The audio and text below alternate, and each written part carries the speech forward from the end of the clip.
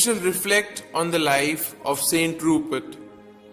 The early history of St Rupert was formerly very obscure, and there has been considerable difference of opinion as to the date at which he actually flourished and died. According to the most reliable sources, he was a Frank, though Colgan claims that he was an Irishman whose Gaelic name was Robertash. It is affirmed with certainty now that he was the son of Saint Bertha of Lorraine, and that he was consecrated a bishop at Worms before he began his missionary activities. About the year 697, together with several of his companions, Rupert presented himself before Duke Theodore, without whose permission nothing could be done. Theodore not only made them welcome, but also consented to listen to their preaching and to receive instruction.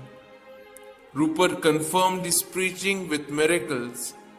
The Duke's conversion and baptism was followed by that of many of the nobles, as well as of many of the subjects, without much opposition having been met with.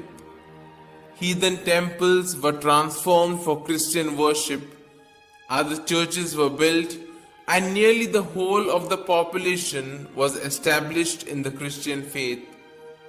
He made the old ruined town of Junevum, which the Duke had given him, his headquarters.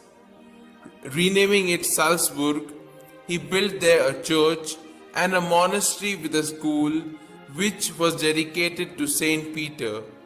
Rupert had been ably seconded by his companions, three of whom, Vitalis, Chunaid, and Gisla, were later declared saints. He also admitted his sister, Saint Erentrudis, into the nunnery which he had built at Nonnberg, and of which she became the first abbess. A considerable number of churches and places bear his name, but many of them were dedicated to him in later years. Besides the work of evangelization, the saints did much to civilize his converts and promoted the development of the salt mines.